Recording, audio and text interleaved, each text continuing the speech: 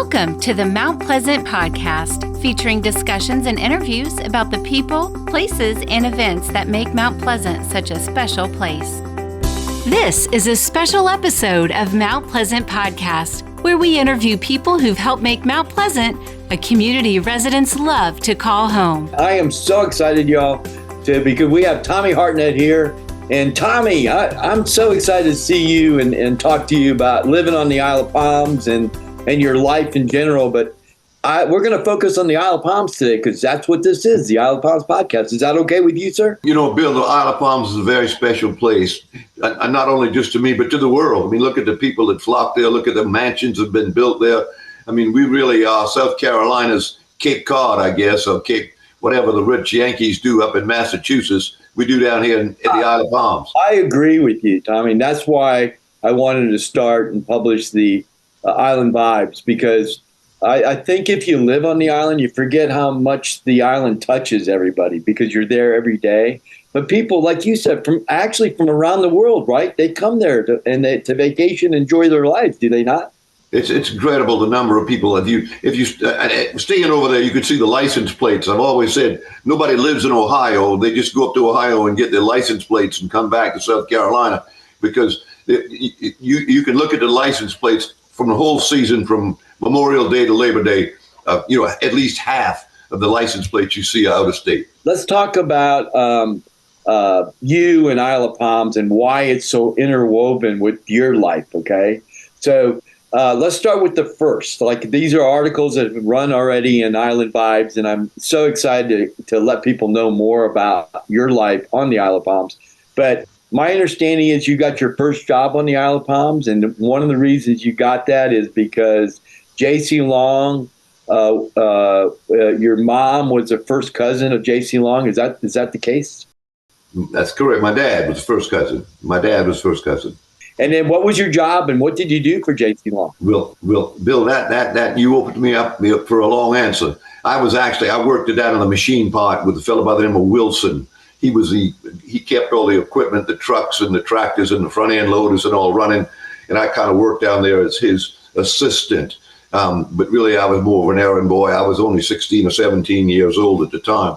But he had another fellow that worked there, and I think his name was Willie. And Willie was an African-American gentleman, probably, I guess at that time he was in his 40s, maybe in his 50s. And Willie he was, I don't know how you'd say, he had some problems in talking, and he was always happy. I wouldn't say he was autistic, but if so, he was on a borderline of being autistic. But Willie would laugh all the time. Let me finish this now. And so Willie was going to take me gigging, flounder gigging in the creek behind the island, which now is nothing but houses and docks. So we showed up, and Willie had a old gasoline lantern, Coleman lanterns, and a gig, and a little flat bottom boat. And I was doing the poling in the back, and Willie was standing up front. Well, he changed places and put me up front, and I was looking down in the water for the fish, and I'd hear the splash, and I looked back, and he speared a flounder. I said, "Well, how did I miss that, Willie?" He said, "Mr. Tommy, you ain't know how to look for him. You got to know how to look for him. I can see him when you can't see him." So he was one of the most colorful characters I've ever known, and he worked hard, and everybody loved him. And he and I became good friends during that summer. Bill, I don't know whatever became of Willie, but he was a grand old man. Tommy, it's kind of cool that JC was embraced somebody working there. Like Willie. I know he was happy and delightful and everything, but you said he had some challenges. So it's cool. Not only was he a minority, but he worked on the island and he had some challenges. So the fact that JC allowed that or permitted that's kind of cool. Well, he had a heart as big as his body, Bill. And people that didn't know JC criticized him a lot. He was one of the finest people I've ever known. And I think he took Willie on, and everybody at the company loved him. The women who were secretaries in the office, everybody loved Willie. But he did all kind of odd jobs. But he did have some impairments, which didn't slow him down at all. When you started working there, if you can remember your first week, what year was that? What year was that? I want to say it was 1957 or 1958. Okay, so in 1958, tell the viewers in the audience and what were the roads like? There weren't any, Bill, at that time, everything pretty much stopped at 21st Avenue, and then it moved on to 41st Avenue. But where the Methodist Church is at 21st Avenue, the property on the right, which is all developed now, was a public picnic ground. And they had picnic tables out there that anybody could use. And of course, the only access was across the Ben Sawyer Bridge and the inlet bridge to Isle of Palms. So you had I would say that less than 20% of the roads were in place when I was working over there. They were, cutting roads and paving them, but there were very few roads. Palm Boulevard ran to 21st, and then after that, it went all the way down to 41st, but it stopped dead at 41st Avenue. It took many years for it to go to 45th Avenue or 41st Avenue. I mean, yes, it did. So what year was that? 1957, 55, whatever? 7 or 58. I think more like 58. But at that time, there was only one house between 21st Avenue and 41st Avenue on the front beach. And it was owned by a gentleman, I think, from Columbia. And he had an airplane. And he landed his airplane on the island, and he kept it in the sand dunes. And he used the beach as his runway. I mean, but we'd all want to ride down just to see this big house with his airplane. But there was only one house on the front beach. That was your first job, and you worked for J.C. Long. But there's other firsts on the island for you. And so what was to explain what I'm leading up to here? Who did you met somebody on the island? I did.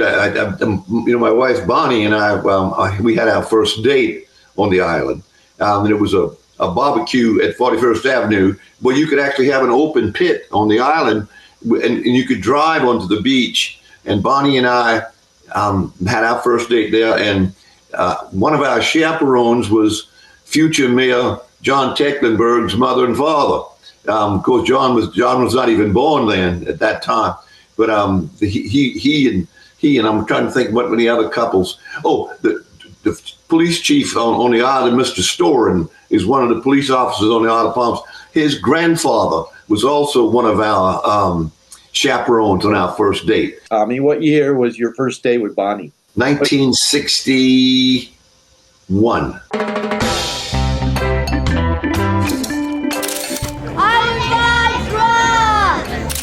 I like that it's an honest, fair assessment of what's going on the Isle of Palms.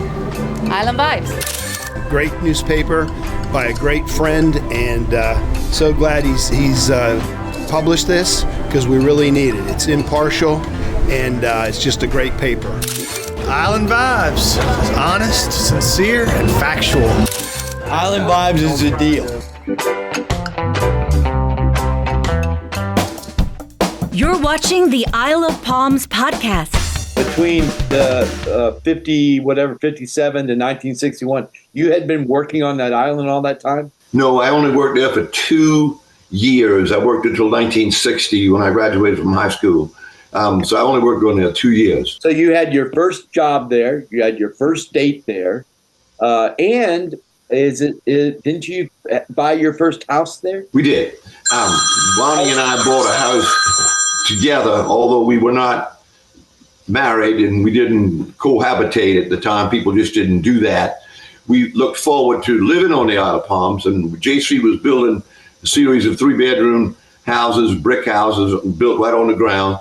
And we bought one with the anticipation. I think it was probably in October when we bought it. We were going to get married in December. What year? That would have been 1965. Okay. Because we got married in December of 65. Okay. But Bonnie was teaching school in North Charleston. We only had the one old Grace Bridge across the Cooper River, and that would have been too long of a drive for her to drive from the Isle of Palms across the. We didn't have I-26, so she would have taken secondary roads all the way to North Charleston. So we sold the house, Bill. Never moved into it. We did take title to it, but never moved into it. And we went ahead after that and moved into a house that I had built west of the Ashley. Y'all decided because she was a teacher that Right. was. So we also realized the fact that it would have been a long travel for her. And I had this house that I had built west of the Ashley that had not sold. So rather than keep trying to sell it and leave it vacant, we moved into that house until we did sell it. Then we moved to downtown Charleston. But Bill, the Isle of Palms, you and I have talked about this before. I was over there when Fort Moultrie was still an active military facility. And we would see the soldiers, they call it bivouacking, I guess, marching up and down the island, the amphibious vehicles driving up and down the island on the beach. So we saw a lot of that kind of activity where they were drilling, I guess is what you would call it. And we only had that one bridge, Breach Inlet Bridge, to Sullivan's Island. And that was another gathering point for my family. My father's sisters and brother-in-law, we would always go crabbing at Breach Inlet and bring a big tent. And at that time, these people were elderly to me because I was just a child. But I remember catching crabs on the crab line, and plentiful. They were plentiful. Boats, there couldn't have been 4 or 5 boats in that area at that time. Nobody had a boat back then. You couldn't afford a car, much less a boat. But just being there, every time I cross that Breach Inlet Bridge from Sullivan's Island to the Isle of Palms, I think about the fun that we had on that beach right there on the island. And the place that is now an office building was owned by the former mayor's family. I can't remember who. She was a mayor during Hurricane Hugo. And Bunch. And they had a big restaurant right there, right where that office building is now. Tom, what's his name? The former mayor owned. Yeah. And they had soul seafood. Across on Sullivan's Island, there was a little bait shop. I mean, Bill, it was just so pristine and so, I don't know, almost out of a book. It was almost like somebody wrote this story about this paradise of an island in South Carolina. Hearing you talk about it, Tommy, because anybody that's listening to this or watching us, it's got to take them back to days begone that will never come back. When did you move to the Wild Dunes? 1978. I bought one of the cottages when they were building it in 1978. I'd always wanted to have a house on the island because all my rich friends, I lived downtown as a child, all my rich friends' families had houses on the islands, and they'd move away in the summer and leave me with nobody to play baseball with and nobody to play Cowboys and Indians with. So I always said, if I could ever make enough money to have a house on the island and a house in town, I would have arrived. But we did. We were able to purchase our first house on the Isle of Palms in 1978. You raised your family in downtown, though. Every summer we spent there, all from Memorial Day till after Labor Day. I've got pictures of the children. Well, you have got pictures of my children playing in the sand, and they grew up there. And we sold that house last December. And we got a beautiful handwritten note from the woman and her husband who bought it, saying how much they appreciated us letting them buy our house. And we had left a book of memories for them there. And they said that they just hoped that they could raise their family there and have the memories that we have and had of the Isle of Palms. So at least it went into good hands, and somebody else is going to love that island now. I don't know anybody except people that have been raised there and born there. There are people on the island, obviously, but you have such deep roots on that island. But way before anybody else, I mean, working J.C. Long and his group. One of the things in talking to you and publishing that article was that I always thought that Hartnett Avenue was named after you, but in fact, you told me of a Hartnett that worked for J.C. Long. What did he do, and what was his? John B. Hartnett. He was my dad's first cousin, and he was the operator of Construction Service Company, which was Uncle J.C.'s construction company, and so Johnny was a cousin of my dad's, and of course an uncle. He was an uncle. I called him uncle. So he had 2 daughters, much older than I was. But he was a wonderful man, and I would have to say that the island, that Hartnett Boulevard, is named after our family, not just me, but after our family. So in fact, it was named before I got active in politics and in public service. He was working for J.C. Your uncle was working for J.C. Was that your uncle? Last name? My dad's first cousin, but we called him Uncle because we were that close with him. Wonderful man. And did you actually, when you were working for JC those 2 summers, did you work for him directly too one time? I did. Mr. Hartnett, Johnny, Uncle Johnny, was the president of construction service company, but the foreman that I worked for was a man named Wilson. I worked in the shop area with Wilson and with Willie, so that was what I mostly did. So your Uncle Hartnett, how many years did he work on the island with JC? He lived permanently on the island, died on the island. I'd have to say 40 years or more. You know, he was very instrumental in all that developing of the island. But I'm probably one of the few people alive who've personally known every single mayor of the Isle of Palms. I mean, we're starting with Mr. Satilli, because that was a kind of distant family too. The Satillis were. So I remembered every mayor all the way to our present mayor, who is a good friend of mine. Philip Pound is a good friend. And of course, Dick Cronin was a good friend. And I knew all of them. So I did a commercial for Dick Cronin when he ran, saying that I had known every mayor of the Isle of Palms personally.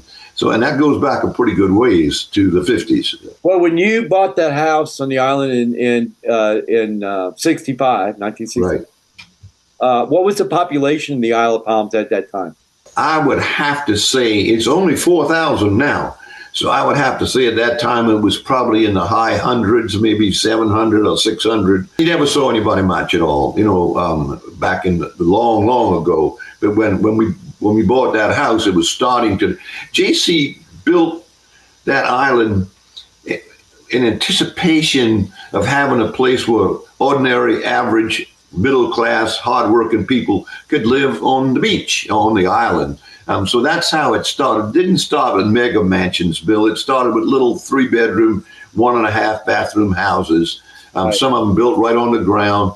But he had in mind, he did that all over Charleston, in North Charleston and West Ashley. He built subdivisions like that. But his love, he stayed on the island all summer long himself. The name of his house was the Riptide, and it's still there. And in the basement of his house, he had a bar, he had slot machines, because he entertained a lot, and he loved being there. Where was the Riptide located? It was between 5th and 6th Avenue on the Isle of Palms, and it didn't go much. And Johnny Hartnett's house was on the corner of probably 7th Avenue and Palm Boulevard. So they lived very close together. JC also wanted to provide housing for people from the military when they got out of the military.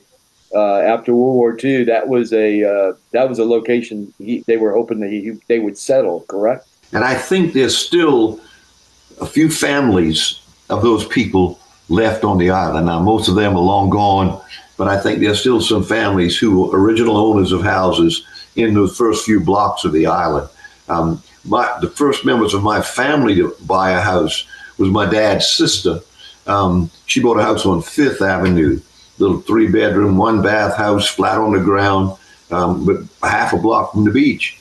And so, family ties with the Isle of Palms go back a long, long way, Bill. As you said, you sold your house in Wild Dunes recently, and you're now living in Ion. Okay, what do you miss most about not being on the island? If you had to think about your lifestyle there and what you and Bonnie enjoyed there, what do you miss most? Well, one of the things I miss most is the beauty of the island, the tranquility of the island on weekends and during the off season. Obviously, during the season, Bill, it's chaos. It really is. It's something needs to be done to help the residents halfway reclaim their island.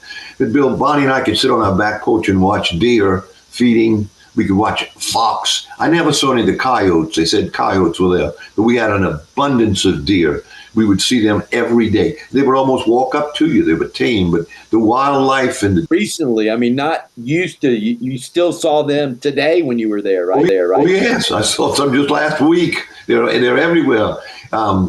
Somebody said now that my wife plays bridge with some ladies from there that they're finding mink on the island. Minks. I didn't know that was anything native to South Carolina was a mink. But apparently somehow they've infiltrated our natural habitat over there, and there are mink running on the island now. How many years have you and Bonnie been married? We will be married. Today is Bonnie's birthday, but we will be married 59 years on the 18th of December. And how many of those years have you lived on the island? Since 1978, so that was 48 years, 47, 48 years. Getting back to the vacationers, I got to tell you, we have a section in the magazine, Tommy, in Island Vibes. We interview people that have vacationed on the island.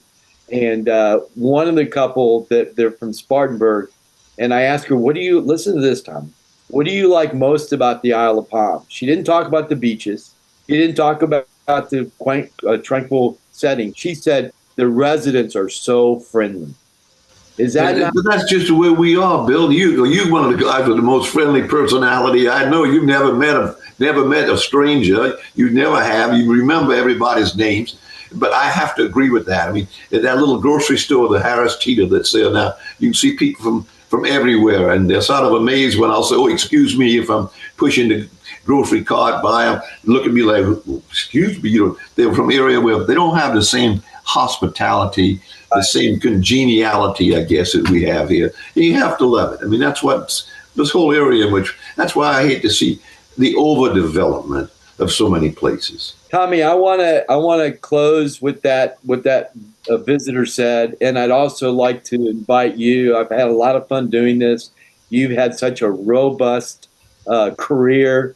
May I invite you back to have another podcast about your career beyond Isle of Palms? Would that be okay? I would love that. It's a storied career. I first was elected to office when I was 22 years old, Bill. And I served for 22 years consecutively in public office.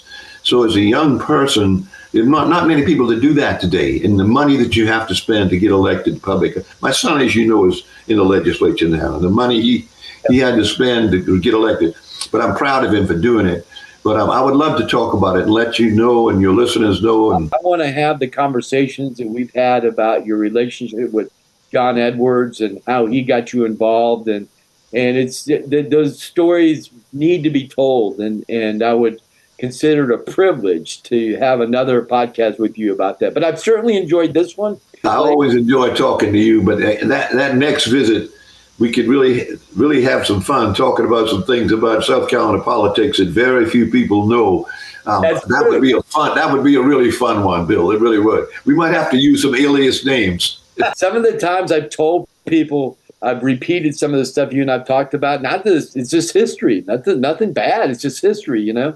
Right. But they find it very interesting. But Tommy, thanks for being here on the Isle of Palms podcast, and thanks for being a dear friend. And I remember when you got the first copy of Island Vibes, which has been over a year now, in the mail. Do you remember the email you sent me? Oh, sure I do. Do you have it there with you now? I mentioned it, so I need to find it, but I don't have it in front of me. But your words meant a lot to me, Tommy, when you said that I kept going and I'm always there making it happen. And that seriously, sir, that meant a lot to me. You're a valuable asset to this community, Bill. You know that. I mean, you fill a void, a spot that nobody else could fill with your talent and enthusiasm. So you're a real asset to this community. Thank you, Tommy. I just love what I do, man. I just love it. It shows. It shows that you love what you do. I love telling the story of the Isle of Palms, and of course with my Pleasant magazine, Mount Pleasant. But anyway, thanks for joining us, Tommy, and I'll talk to you again. Thank you, Bill. You take care, and thank Roger for me, too, okay? Thanks for listening or watching this special episode of the Mount Pleasant Podcast. Your community, your podcast. Listen or watch past or future episodes at mountpleasantpodcast.com.